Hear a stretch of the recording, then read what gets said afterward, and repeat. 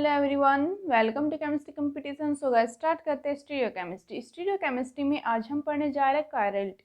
Chirality वाला जो topic है हमारे लिए काफ़ी इंपॉर्टेंट है। इसमें आपको क्या करना है, लास्ट तक इस वीडियो को जरूर देखना है अगर आप कायरलिटी वाले टॉपिक में वीक हो या फिर आपके पास नहीं आता। ठीक है, तो स्टार्ट करते हैं कायरलिटी। कायरलिटी अगर हमारे पास आता है टॉपिक तो सबसे पहले हमें याद रखना होता है कि उसके अंदर क्या होता है, ऑप्टिकल एक्टिव। क्या होता है वो? ऑप्टिकली एक्टिव होता है। इस चीज़ को आपको बिल्कुल नहीं भूलना।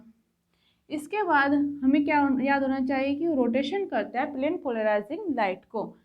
लिखो आप, रोटेशन प्लेन पोलराइजिंग लाइट।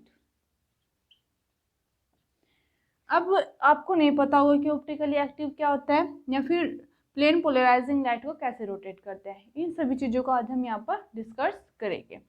इसके बाद हमें कायरलिटी के बारे में हम ये भी सोचते हैं कि जिस मॉलिक्यूल में सेंटर ऑफ सिमेट्री प्रेजेंट होती है, यानी कि एसिमेट्रिक सेंटर प्रेजेंट होता है। क्या होता है? Asymmetric centre. तो वहाँ पर क्या होता है, मॉलिक्यूल हमारा कायरल हो जाता है। बोलो, सोचते हो ना? अभी भी आपने एक बार को तो सोचा होगा। जिस बच्चे ने सोचा है तो हाथ ऊपर कर लेना, नहीं कि सोचा है तो अब आप समझ लेना। इसके बाद वहाँ पर क्या होता है, या फिर वहाँ पर ऐसे हमारे जो सिमेट्रिकल एलिमेंट होते हैं वे होते हैं सिमेट्री एलिमेंट। सिमेट्री एलिमेंट क्या होते हैं हमारे? Plane of symmetry, centre of symmetry, improper ascent, यानी कि improper axis of symmetry present हो सकता है, लेकिन नहीं होने चाहिए, यानी कि ये वाले नहीं होने चाहिए और ये वाले हमारा होता है। ये वाले इस बारे में हम सोचते हैं ना। लेकिन बच्चों, जहाँ पर हमारा एसिमेट्रिक सेंटर प्रेजेंट होता है, मैं कहती हूँ कि वहाँ पर हमारे बहुत से ऐसे मॉलिक्यूल है जो कायरल नहीं होते। फॉर एग्जाम्पल देखो आप, फॉर एग्जाम्पल में हम लेते हैं, हमने कुछ ऐसा एग्जाम्पल लिया COOH, OH, OH, COOH और यहाँ पर हाइड्रोजन। अगर मैं आपसे क्वेश्चन करूँगी, बच्चों बताओ क्या यहाँ पर कोई एसिमेट्रिक सेंटर है, तो आप बोलोगे मैम यस, एसिमेट्रिक सेंटर तो है। एक की बजाय दो एसिमेट्रिक सेंटर है, हो गए।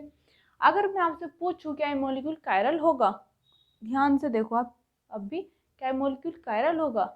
तो ये मॉलिक्यूल हमारा कायरल नहीं होगा, ये क्या हो जाएगा? अकायरल।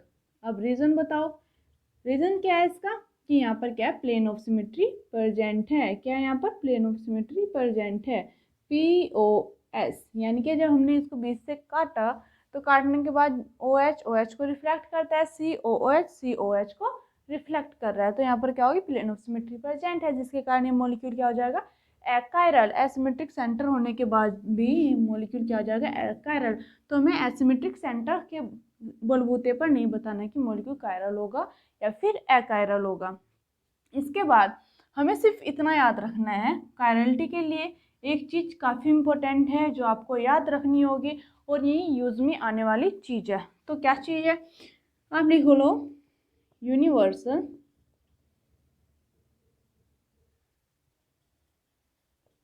जो हमारे नॉन सुपर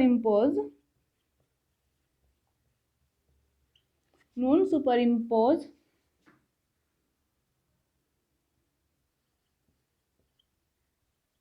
जिस भी मॉलिक्यूल के अंदर नॉन सुपर इम्पोजिबिलिटी होगी, वही मॉलिक्यूल क्या होगा हमारा? कायरल। क्या हो जाएगा? कायरल। इस चीज़ को आपको बिल्कुल भी नहीं भूलना। अगर आप इस चीज़ को भूल जाते हो तो आप अपने क्वेश्चन गलत करके आओगे। कि यूनिवर्सली हमारा जो मॉलिक्यूल होना चाहिए नॉन सुपर इम्पोजिबिलिटी शो करता हुआ होना चाहिए, यानी कि अपने मिरर इमेज पर सुपर इम्पोज नहीं होना चाहिए। अगर आपका मॉलिक्यूल क्या है? नॉन सुपर इम्पोज, लिखो आप, नॉन सुपर इम्पोज, तो क्या हो जाएगा वो? Non super impose chiral. क्या हो जाएगा? कायरल। अगर है सुपर इम्पोज किसके ऊपर? अपनी मिरर इमेज के ऊपर, तो आपका जो कंपाउंड्स है वो क्या हो जाएगा? एकायरल। क्या हो जाएगा? एकायरल। इतना आपको याद रखना है, ये इम्पोर्टेंट ट्रिक है आपकी।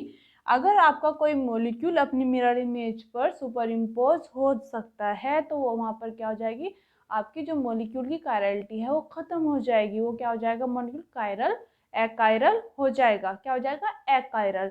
अगर इसके बाद वहाँ पर क्या है कि वहाँ पर आपका मॉलिक्यूल अपने मिरर इमेज पर सुपर इम्पोज नहीं हो पाता तो वहाँ पर क्या हो जाएगा, मॉलिक्यूल आपका क्या हो जाएगा, कायरल हो जाएगा। क्या हो जाएगा, कायरल हो जाएगा। देखो अगर हम यहाँ पर बात करते हैं COOH OH OH और यहाँ पर आपने HHHOH और नीचे आपने लिया CH3 लिया।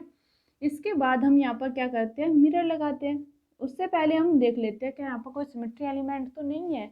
अगर सिमेट्री एलिमेंट प्रेजेंट है तो मॉलिक्यूल क्या हो जाता है, एकायरल हो जाएगा। तो मुझको तो कोई नहीं दिखा क्योंकि यहाँ पर क्या एसिमेट्रिक सेंटर प्रेजेंट है, लेकिन यहाँ पर कोई भी प्लेन लगने के बाद एक दूसरे को रिफ्लेक्ट करने वाला नहीं है। तो जब हम इसकी मिरर इमेज बनाते हैं तो हमारे पास कुछ ऐसी मिरर इमेज बनकर आती है, OH OH OH H और CH3। बोलो क्या ये अपनी मिरर इमेज के ऊपर सुपर इम्पोज हो पा रहे हैं? तो देखो आप, हो पा रहे हैं क्या? तो मुझको तो बिल्कुल नहीं दिख रहे। अगर मैं इसको रोटेट भी करूँ ना 180 डिग्री तो तब भी क्या हो जाएगी, अपनी मिरर इमेज पर सुपर इम्पोज नहीं होगा। तो मिरर इमेज पर जब ये क्या हो जाएगी, सुपर इम्पोज नहीं होंगे तो ये क्या हो जाएगा हमारा, नॉन सुपर इम्पोज होने के कारण कायरल। ये क्या हो जाएगा, कायरल। और आप लिख सकते हो, आप इसको लिख सकते हो नॉन सुपर इम्पोज। और जो नॉन सुपर इम्पोज होते हैं अपने मिरर इमेज पर, ऐसे जो हमारे मॉलिक्यूल होते हैं उनको हम क्या बोलते हैं, इनैंशियोमर। क्या बोलते हैं, इनैंशियोमर। क्या बोलते हैं, इनैंशियोमर। और जो सुपर इम्पोज हो पाते हैं अपने मिरर इमेज पर उनको हम बोलते हैं आइडेंटिकल। अगर मैं इसकी मिरर इमेज बनाऊं तो ये क्या हो जाएगा, अपनी मिरर इमेज पर सुपर इम्पोज हो पाएगा। बोलो हो पाएगा ना। और आइडेंटिकल वाले जितने भी आपके मॉलिक्यूल होंगे यूनिवर्सली में सभी क्या होंगे, एकायरल। क्या होंगे, एकायरल। और एनेंशियोमर वाले जितने भी आपके मॉलिक्यूल होंगे वे क्या होंगे, आपके कायरल हो जाएंगे। देखो एग्जाम्पल लेते हैं हमने यहाँ पर एग्जाम्पल लिया कुछ ऐसे। अगर आपसे हम बात करते हैं एलानिन की, क्या बात करते हैं, एलानिन। जो हमारा एलानिन होता है ये क्या होता है, हमारा एक एमिनो एसिड है। बोलो है ना एमिनो एसिड? आप बोलोगे यस मैम एमिनो एसिड है। तो जब ये हमारा एमिनो एसिड है, इसका फॉर्मूला क्या था हमारे पास, कुछ ऐसे था, NH2 H CH3 और H था ना। अगर मैं आपसे पूछूं क्या ये मॉलिक्यूल आपका कायरल है, तो आप देखोगे कि यहाँ पर 4 के 4 जो डिफरेंट एटम हैं लगे हुए हैं डिफरेंट। तो डिफरेंट होने के कारण यहाँ पर एसिमेट्री सेंटर जनरेट हो सकता है। जब ये एसिमेट्री सेंटर जनरेट हो सकता है तो यहाँ पर क्या हो जाएगा, ये कायरल हो जाएगा। क्या हो जाएगा, कायरल हो जाएगा। लेकिन ऑप्टिकली एक्टिव कैसे होगा या फिर रोटेशन प्लेन पोलराइजिंग लाइट पे कैसे करेगा, इस चीज़ को हम अब अच्छे से सीखने वाले हैं। इसके बाद अगर मैं यहाँ पर इसका RS निकालना चाहूँ तो यहाँ पर क्या आएगा, देखो आप, यहाँ पर 1, यहाँ पर 2 और यहाँ पर 3 और यहाँ पर क्या जाएगा, 4 हो जाएगा। बोलो हो जाएगा ना। तो 1 से 2 चलो और 2 से हम 3 चलते हैं, 4 को हम छुपा लेते हैं। यहाँ पर क्या है, एंटी क्लॉक। एंटी क्लॉक होने के कारण क्या हो जाएगा, एस आना चाहिए था। लेकिन हाइड्रोजन जो है हॉरिजॉन्टल लाइन पर प्रेजेंट है। जब हाइड्रोजन हॉरिजॉन्टल लाइन पर प्रेजेंट होगा, बोलो एस आएगा क्या, बिल्कुल नहीं आएगा। कॉन्फ़िगरेशन चेंज हो जाएगी। जब कॉन्फ़िगरेशन चेंज हो जाएगी तो आर से एस बन जाएगा और एस से आर बन जाएगा। इतना तो आपके पास आता ही होगा। तो इसकी कॉन्फ़िगरेशन आर हो जाएगी। बोलो हो जाएगी ना। इसके बाद हम यहाँ पर क्या करते हैं, मिरर लगाते हैं। जब हम यहाँ पर मिरर लगाते हैं तो इसका हमारा मिरर इमेज कुछ ऐसे बन के आएगा, NH2 H और CH3। अब इसका R था तो इसका क्या आ जाएगा, S आ जाएगा। बोलो आ जाएगा ना। जितना इसमें R है उतना ही क्या होगा, S भी होगा। होगा ना, फिलहाल के लिए तो उतना ही होगा। और यही क्या होगा, ऑप्टिकली एक्टिव भी होगा। क्यों होगा, क्योंकि यहाँ पर R भी प्रेजेंट है और S भी प्रेजेंट है और कायरलिटी भी प्रेजेंट है। तो इन दोनों के दोनों मॉलिक्यूल क्या होंगे, ऑप्टिकली एक्टिव हो जाएंगे। क्या हो जाएंगे, ऑप्टिकली एक्टिव हो जाएंगे। अब हम क्या करते हैं, हम यहाँ पर करते हैं एलानिन जो होगा उसका सॉल्यूशन लेते हैं, और एलानिन और हम एस एलानिन का हम सॉल्यूशन लेते हैं। उसके बाद हम देखते हैं प्लेन पोलराइजिंग लाइट पर क्या इफेक्ट पड़ने वाला है। ये इसे हमारा अच्छे से सीखते हुए चलेंगे। देखो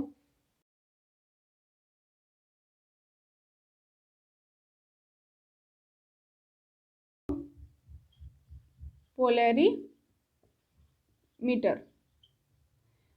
हम क्या करते हैं, ये जो पोलैरीमीटर होता है ये एक मशीन होती है, यानी कि यहाँ पर हम प्रैक्टिकली यूज करते हैं। ये हमारा कोई थियोरेटिकली कॉन्सेप्ट नहीं है।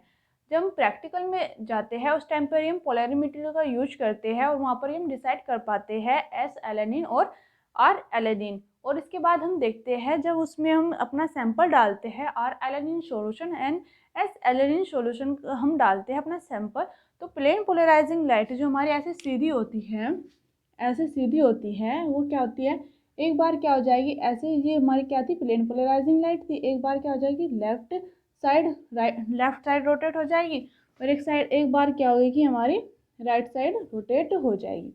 अब हमें देखना है कि अगर ये ऐसे रोटेट होती है तो क्या डिफरेंस आता है, क्यों होती है, क्या हमारा होना चाहिए। अगर किसी भी मॉलिक्यूल में कायरलिटी प्रेजेंट है या मॉलिक्यूल ऑप्टिकली एक्टिव है, तभी वहाँ पर प्लेन पोलराइजिंग लाइट हमारी चेंज होती है। बाकी अगर हमने कोई ऐसा सैंपल लिया अपना जिसमें क्या हमारे प्लेन पोलराइजिंग लाइट को उसने बिल्कुल भी चेंज नहीं किया, यानी कि वो क्या हो जाएगा, ऑप्टिकली इनएक्टिव हो जाएगा। अगर उसने प्लेन पोलराइजिंग लाइट को चेंज किया लेफ्ट हैंड साइड या फिर राइट हैंड साइड, किसी भी साइड कर सकता है, तो वहाँ पर क्या हो जाएगा, हमारा जो मॉलिक्यूल है जिसका भी हमने सॉल्यूशन लिया वो हमारा ऑप्टिकली एक्टिव हो जाएगा। यहाँ पर हम लेते हैं आर एलानिन। जो हमारा आर एलानिन होता है उसका हम सॉल्यूशन लेते हैं। जब हमने इसका सॉल्यूशन लिया आर एलानिन का, प्लेन पोलराइजिंग लाइट पर हमने डाला, तो प्लेन पोलराइजिंग लाइट पर अगर हम डालते हैं, अगर वो जाता है लेफ्ट हैंड साइड, क्या होता है, लेफ्ट हैंड साइड रोटेट होता है, तो इसकी वैल्यू हमें देखने में मिलेगी माइनस में, किसमें, माइनस में। बस इतना आपको याद रखना है। आपका एक आर एलानिन सॉल्यूशन जो है वो आपका लेफ्ट हैंड साइड भी रोटेट कर सकता है प्लेन पोलराइजिंग लाइट को, और राइट हैंड साइड भी कर सकता है। ये हम डिसाइड करने वाले कोई नहीं होते कि ये लेफ्ट ही करेगा या फिर राइट ही करेगा। सिर्फ हमें इतना होता है कि जो हमारी सीधी प्लेन होता है उसको रोटेट करने का वर्क करता है। इसके बाद अगर इसने किया राइट हैंड साइड रोटेट, तो यहाँ पर जो हमारी वैल्यू दिखेगी हमें वो दिखेगी पॉजिटिव। क्या दिखेगी, पॉजिटिव। और यहाँ पर क्या दिखेगी, लेफ्ट हैंड साइड दिखने पर हमें नेगेटिव दिखेगी। इसी प्रकार हम क्या कर सकते हैं,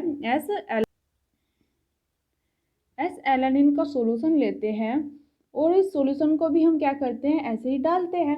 जब ऐसे ही डालते हैं तो लेफ्ट राइट कुछ भी हो सकता है। अगर लेफ्ट हैंड साइड हमारा रोटेशन हुआ तो हमारा क्या आ जाएगा, नेगेटिव में वैल्यू आएगी, और अगर हमारा राइट हैंड साइड होता है तो हमारे आ जाएगी पॉजिटिव में वैल्यू। इस चीज़ को आपको नहीं भूलना है। और हमारा आर एलानिन और एस एलानिन क्या हो जाएगा, हमारा ऑप्टिकली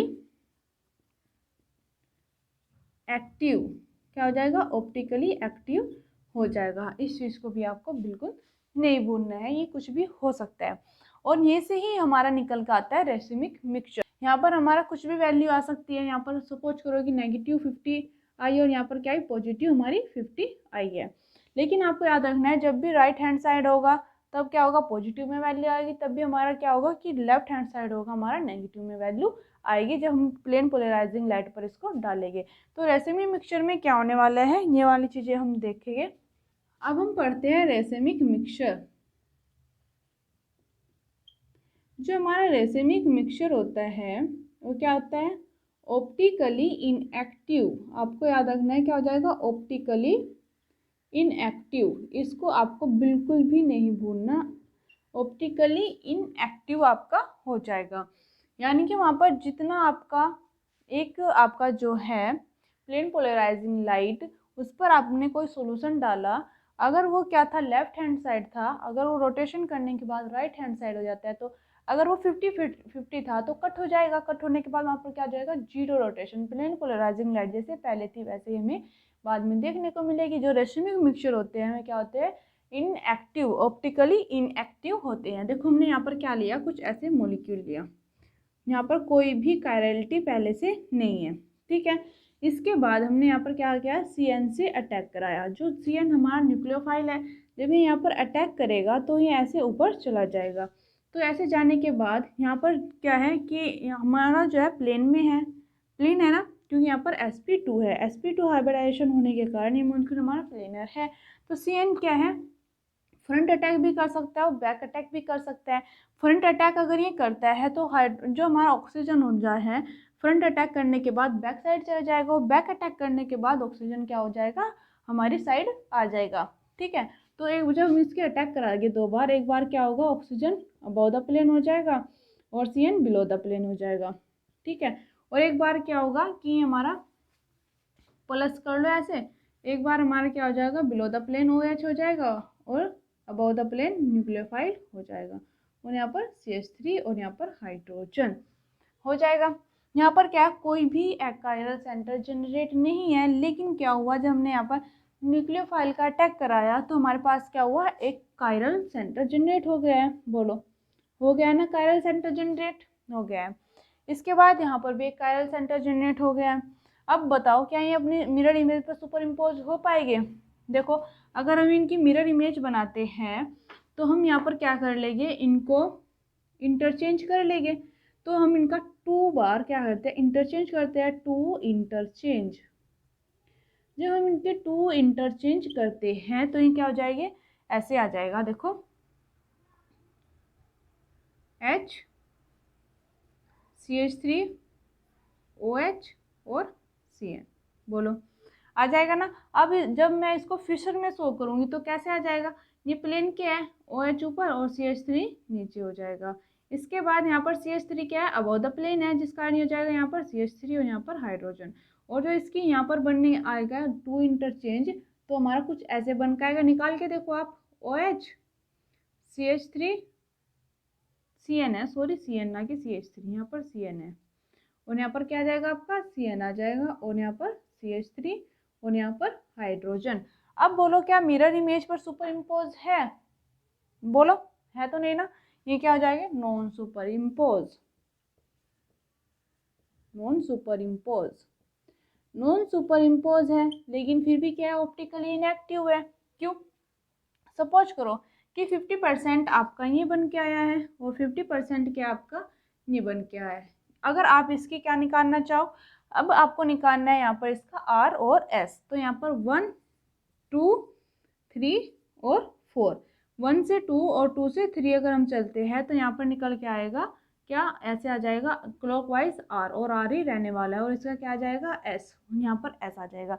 यानी कि 50% R इनएंशियोमर है, 50% S इनएंशियोमर है, जिसके कारण ये क्या हो जाएगा, एक दूसरे को कैंसिल आउट कर देंगे। क्या कर देंगे, कैंसिल आउट कर देंगे, और कैंसिल आउट करने के बाद ये क्या हो जाएगी, ऑप्टिकली इनएक्टिव। अगर सपोज करो यहाँ पर कोई पोलरिमीटर है आपका, अगर इस मॉलिक्यूल को हम उसमें डालते हैं और उसके साथ साथ हम कोई एक न्यूक्लियोफाइल डालते हैं, तो जब ये न्यूक्लियोफाइल इसमें रिएक्शन करेगा, एक बार क्या कर देगा, इसको ये 50% ऐसे करेगा, ऐसे अगर यानी कि राइट साइड यानी कि R 50% बना लेगा, और एक बार क्या करेगा, जब हम दूसरा स्टीरियो में इसको शो करना चाहेंगे तो एक बार कुछ ऐसे हो जाएगा 50% S, बोलो हो जाएगा ना। राइट हैंड साइड है, यानी कि एक बार पॉजिटिव 50 आ जाएगा आपका, एक बार -50 आ जाएगा आपका, आ जाएगा ना। तो एक दूसरे को कैंसिल आउट करेंगे, जिस कारण ये क्या हो जाएगा, ऑप्टिकली इनएक्टिव हो जाएगा। इसके बाद यहाँ पर हम एक और एग्जाम्पल करते हैं अपना, कुछ हमने ऐसा एग्जाम्पल लिया यहाँ पर और यहाँ पर कुछ ऐसे लिया, ठीक है। इसके बाद हम यहाँ पर क्या कराते हैं, साइक्लिक रिएक्शन कराते हैं। तो यहाँ पर क्या लोन पेयर ऑफ इलेक्ट्रॉन है, ऐसे अटैक करेंगे, और कुछ हमें क्या मिलेगा, ऐसे एग्जाम्पल में हमें कुछ ऐसे देखने को मिलेगी, हमारे 2 मॉलिक्यूल कैसे, OH और H ऑक्सीजन, ऐसे प्लस एक बार ऐसे करा लो आप, और यहाँ पर OH, बोलो मिल जाएगी ना। अगर आपका एक R है तो दूसरा क्या होगा, S होगा ना। ये स्टीरियो क्या है, एक दूसरे को कैंसिल आउट करेगी, लेकिन अपनी मिरर इमेज पर नॉन सुपर इम्पोज होगे। आपको ये सब चीज़ भी देखनी होगी कि अगर यहाँ पर हमने क्या किया, अटैक कराया, अटैक कराने के बाद पहले तो कोई भी, ये भी इम्पोर्टेंट है, ये जब हमें एनेंशियोमेरी एक्सिस पढ़ेंगे ना तो वहाँ पर ऐसे ही क्वेश्चन आते हैं और ये क्वेश्चन काफ़ी इंपॉर्टेंट होते हैं। अगर पहले से कोई भी कायरल सेंटर प्रेजेंट नहीं है, अटैक कराने के बाद हमें एक कायरल सेंटर मिलता है, तो वहाँ पर 2 स्टीरियो हमारे पॉसिबल है। क्या होती है, 2 स्टीरियो पॉसिबल होती है। तो जब 2 स्टीरियो पॉसिबल होती है तो 50% एक मॉलिक्यूल बनेगा और 50% हमारा एक मिलेगा। तो इन दोनों को हम क्या बोलते हैं, रेसिमिक मिक्सचर। क्या बोलते हैं, रेसिमिक मिक्सचर। तो रेसिमिक मिक्सचर होने के कारण क्या हो जाएगा, optically inactive. Optically inactive super impose तो, नॉन सुपर इम्पोज तो अब भी है, लेकिन रेसिमिक मिक्सचर होने के कारण ऑप्टिकली इनएक्टिव हो जाएगी। क्या हो जाएगी, ऑप्टिकली इनएक्टिव हो जाएगी। ये एग्जाम जो आपके ये ऐसे क्वेश्चन होते हैं ये काफ़ी इंपॉर्टेंट है। ये हम पढ़ेंगे एनेंशियोमेरिक एक्सिस में कंप्लीट अच्छे से। फिलहाल के लिए हमने देखा है कायरल और अकायरलिटी कैसे हम देखते हैं। इसके बाद हमें कायरलिटी देखने के लिए क्या करते हैं, हम अपना C2 लेते हैं।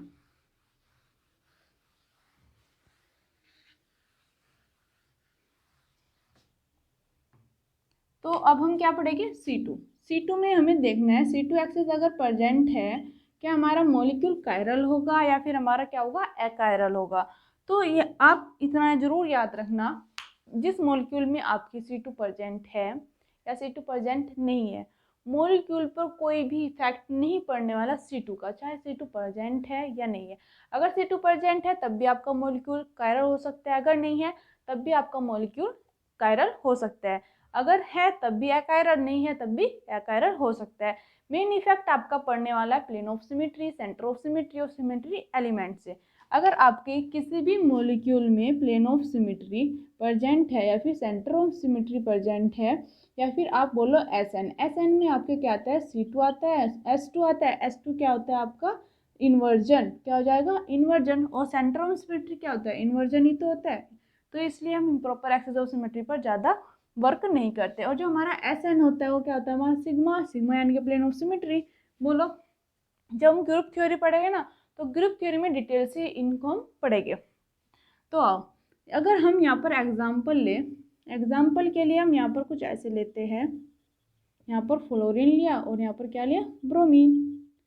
अब हमें यहाँ पर देखना है कि यहाँ पर हमारा C2 प्रेजेंट है। तो अगर मैंने यहाँ पर किया C2 का मीनिंग है 180 डिग्री रोटेशन, है ना। तो 180 डिग्री रोटेशन कराने के बाद क्या मुझे जैसा ही मॉलिक्यूल है वैसा ही मॉलिक्यूल मिलेगा क्या, देखो यहाँ पर हम लेते हैं कुछ ऐसे, यहाँ पर क्या है, Br लगा हुआ है और यहाँ पर क्या हमारा ऐसे फ्लोरीन लगा हुआ है। अब हम क्या करते हैं, यहाँ पर C2 लगाते हैं। C2 का मीनिंग 180 डिग्री रोटेशन, इसको पूरा का पूरा ऐसे पलट देते हैं। क्या करते हैं, पूरा का पूरा ऐसे पलट देते हैं। क्या करते हैं, पूरा ऐसे पलटा गया। जो हमें यहाँ पर देखो, ये हमारा फ्लोरीन था, ये फ्लोरीन हमारा कहाँ गया, ऐसे नीचे पीछे की साइड, और ब्रोमीन जो था हमारा ऐसे था आगे की साइड, नीचे की साइड। तो ये क्या हो गया, अब ऊपर की साइड आ चुका है, दिख रहा है ना आपको। तो ऐसे आ जाएगा। तो अगर मैं यहाँ पर देखूँ तो मेरा कुछ ऐसे दिखेगा मुझको, यहाँ पर Br पीछे की साइड और पीछे की साइड क्या हो जाएगा, फ्लोरीन आ जाएगा। और यहाँ पर अबाउट द प्लेन हाइड्रोजन, और यहाँ पर अबाउट द प्लेन क्या हो जाएगा, हाइड्रोजन। बोलो C2 प्रेजेंट है क्या, C2 जब भी प्रेजेंट होता है जहाँ जिस एटम पर क्या होता है वही एटम में प्रेजेंट मिले, तो वहाँ पर C2 प्रेजेंट होता है, यहाँ पर C2 नहीं है। और यहाँ पर अब बताओ ये क्या होना चाहिए था, कायरल। C2 नहीं है, तो C2 नहीं है तो कायरल होगा या कायरल होगा, तो C2 नहीं है तो ये हमारा क्या हो जाएगा, हमें नहीं पता। लेकिन हमें पता है क्या, यहाँ पर प्लेन ऑफ सिमेट्री है क्या, तो देखो आप यहाँ पर प्लेन ऑफ सिमेट्री नहीं है। प्लेन ऑफ सिमेट्री नहीं होने के कारण ये क्या हो जाएगा, ऑप्टिकली एक्टिव। क्या हो जाएगा, ऑप्टिकली एक्टिव। और ऑप्टिकली एक्टिव होने के कारण ये क्या हो जाएगा, कायरल। क्या हो जाएगा, मॉलिक्यूल हमारा कायरल हो जाएगा, यानी कि कायरलिटी शो करेगा। इतना आप याद रखना। इसके बाद यहाँ पर तो C2 हमारी प्रेजेंट नहीं थी, लेकिन हम अपना दूसरा एग्जाम्पल लेते हैं जिसमें क्या होता है, हमारा C2 प्रेजेंट होती है। देखो Br और यहाँ पर Br है। अब यहाँ पर क्या करते हैं, हम C2 लगाते हैं। अगर मैं यहाँ पर C2 लगाना चाहूँ तो देखो ये क्या है हमारा फ्रंट बी आर है, और ये क्या है हमारा नीचे की साइड हमारा बैक बी आर है। दिख रहा है आपको? तो आपको दिख रहा होगा, तो देखो ऐसे दिख रहा है ना आपको। तो अगर मैं इसको क्या करूँ 180 डिग्री रोटेशन करा दूँ, पूरा पलट दूँ, पलट दिया, तो जो हमारा बी आर था वो चेंज हो चुके हैं, यानी कि जिस बी आर हमने जब 180 डिग्री रोटेशन किया तो बी आर की पहले इस पर बी आर आया और दूसरे बी आर के पहले इस पर भी क्या आया, बी आर आया। अब बोलो क्या यहाँ पर हमारा प्लेन ऑफ, यहाँ पर देखो क्या है, कायरल है, तो आप बोलोगे C2 प्रेजेंट है तो क्या होना चाहिए, एकायरल। क्या होना चाहिए, एकायरल। लेकिन क्या यहाँ पर प्लेन ऑफ सिमेट्री है, तो बिल्कुल नहीं, यहाँ पर प्लेन ऑफ सिमेट्री प्रेजेंट नहीं है, जिस कारण यहाँ पर क्या हो जाएगा, प्लेन ऑफ सिमेट्री नहीं होने के कारण ये मॉलिक्यूल क्या हो जाएगा, हमारा कायरल हो जाएगा। ऐसे ही क्या करने हैं हमें, कायरलिटी देखनी होगी, जिसके अंदर प्लेन ऑफ सिमेट्री प्रेजेंट होगा, जो अपने मिरर इमेज पर सुपर इम्पोज होगा, वो मॉलिक्यूल क्या हो जाएगा हमारा, कायरल। और जिसके अंदर ये चीज़ें नहीं होगी, आपको सिर्फ इतना याद रखना है, जो अपनी मिरर इमेज पर नॉन सुपर इम्पोज होगा वो मॉलिक्यूल क्या शो करेगा, कायरलिटी शो करेगा। और ऑप्टिकली एक्टिविटी शो करने के लिए हमारे पास क्या होना चाहिए, प्लेन पोलराइजिंग लाइट को क्या होना चाहिए, रोटेट करने वाला सॉल्यूशन प्रेजेंट होना चाहिए। तो आई होप कि आपको ये लेक्चर अच्छा लगा होगा। तो नेक्स्ट वीडियो में हम जल्दी मिलते हैं, तब तक के लिए हैप्पी लर्निंग। वीडियो अच्छी लगी हो तो लाइक एंड सब्सक्राइब जरूर करें।